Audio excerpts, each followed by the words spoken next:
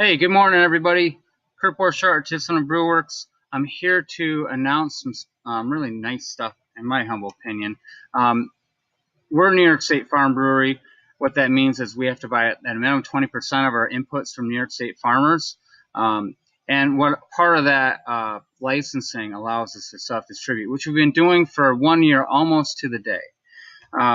So as a distributor, when we were just distributing, it was just us in this massive world. This is grain in the background. Pretty cool, huh? And we developed, lots of relationships with bars and restaurants around the area. We greatly increased the number of employees we have and Salesforce, but we still couldn't keep up with our demand. So it really became time to partner with a distributor, and we have partnered with DiCrescente Distribution Company. We're very excited about this. This goes live on Monday. So just an overview so you kind of understand how, whether you're a customer via your commercial account or you're a customer of ours, either at bars and restaurants in the area or coming to our tap room. What we're going to have is a flagship lineup, and these are ones that we're going to can and keg every month. We're going to have series. These are going to be a variety of beers that will come out every month, both in cans and kegs. And then special releases would be ones that are only available to our best customers. And what that would mean is they have us on a permanent line. For flagship's going to be the Daily Double. If you haven't tried it, grab it in cans if you're in the area somewhere, at a beverage center. It's a really, really nice beer. It's been a good seller for us, of course, which is why it's one of our flagships. And the other is the White in the Glasses Wit. We feel a lower ABV Belgian style ties into part of our roots are the Belgian style beers that we have. So we wanted to lead off with a IPA, which everyone needs to do that because IPAs are the biggest sellers by far. And then, really tying into our Belgian roots. We're leading with what we call White in the Glasses Wit, smooth, easy drinker. I'm actually making it right now in the background in the brewery. The series beers, these are the ones that will only be released once a month. And they might be available in the tap room, by the way, all year. For example, the BB Brown is one that's always available at the tap room. But right now, we released a bunch of cans and kegs to DiCrescente to distribute to the local area. In November, we're going to make the oatmeal stout, as we call it, Total Darkness Oatmeal Stout. And December, this is going to be a fun one. A Belgian quad in cans, only 10.5%. Woo! It's a really nice, easy drinker. And the last few weeks, we've been absolutely bombed. We're almost out.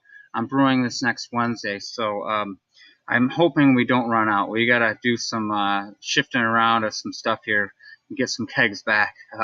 Anyhow, 2018. In January, we're going to release our Trifecta IPA again in cans and kegs. Right now, we have very limited amounts available in the tap room only. You might find some in some of the beverage centers in the area, but what we've got left is at the tap room, and I'm going to tell you the prices of those cans because they're going to go down in price, which I think everyone would like. In February, we're going to do a fruit-infused Belgian Wit. It's called Passion in the Glasses, and the idea is, it's going to be Valentine's Day. Oh, how about a little passion fruit in your Belgian Wit? We've done a lot of work with some fruit infusions, and we're not about making a fruit beer. It adds, we do small amounts to add nice flavors, but not be overwhelming. In March, we're going to do a coffee-infused oatmeal stout. In April, we're going to try a blackberry wit if the February experiment works well. Otherwise, we'll do something else. In May, we're going to do our session pale ale, 4%, really easy drinker. That's a pretty popular beer here. We're curious to see how it does in cans. Potentially add that to one of our flagship lines. Don't know. Mango's Belgian on the Beach. It's a Belgian single with a slight fruit infusion. Really pleasant beer. In July, a brand new beer for us. We're going to develop a hazy IPA, single IPA, lower ABV. And then in August, we're going to release our Trifecta IPA tying into the track. And then in September, of course, the Harvest beers, Touch of Spice. And we have that on tap. We're releasing it to the public tomorrow. It's Saturday. Right now, our Tiku Society can drink it today. If you want to know what Tiku is, or Tiku Society, check out our website. So for our customers, you'd be wondering, well, what the heck does this mean, Di Crescenti? You may not even know who Di Crescenti is. A commercial account, what that means is we're going to have more presence, we're going to have more consistent sales force and better follow-ups, which would struggle for us as artisan groups by ourselves because we had limited amount of people doing that job. And so my sales force becomes more brand ambassadors, but honestly, I don't want our commercial accounts to see a difference between a Di Crescenti rep and an artisan rep. We're basically going to be integrated in the same. My guys are only going to be representing artisanal, not all the other brands that Di Crescenti has as well.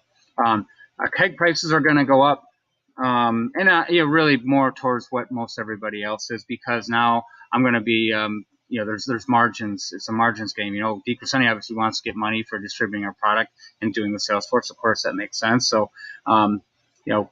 that's how that's going to go. But again, our keg price is going to be about the same as everybody else for similar brands. And can prices have gone down a little bit. Some of you noticed that, but they are going down. If you're a customer at a bar, restaurant, beverage center, supermarket, you're going to see more presence. We're hoping to be on at least either Hannaford or Price Chopper's shelves by next year, certainly at this point next year for sure. So you're going to have cans more available, more locations, lower can prices, again, as discussed earlier.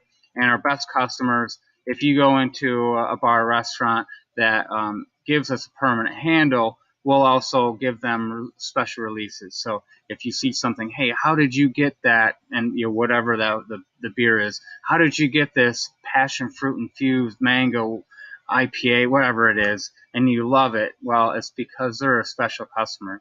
And that's stuff that we would have on tap at the brewery as well. So customers at our tap room, hey, this is going to be nice for everybody. Lower prices on cans, pints, and growlers. Now, what we're doing here is it becomes more of a volume game. So my overhead is the same, but I'm making more volume. So what that allows me to do is it allows me to either just take more money for myself, which I could do, or B, I can spread the love to everybody, and we love everybody. So what we're doing is we're lowering our prices slightly. Can prices will be either $12 or $15 for us at the tap room. There'll be a little bit more out in the at the beverage centers and stuff, but it's not going to be much different. Our pints are going to be, it depends on whether you're getting a low ABV or high ABV. Pints are either $6 or $8, and then our 12-ounce, the stem glassware, they're either going to be $5 or $6, and growlers $13 or $16. All depends on the style of beer that you're getting. So on that note, cheers, stop by the brewery, go visit a bar or restaurant that sells artisanal brewworks, and if they don't, ask them, hey, can you get artisanal brewworks on? We'd appreciate it. Thank you, supporting farmers one glass at a time.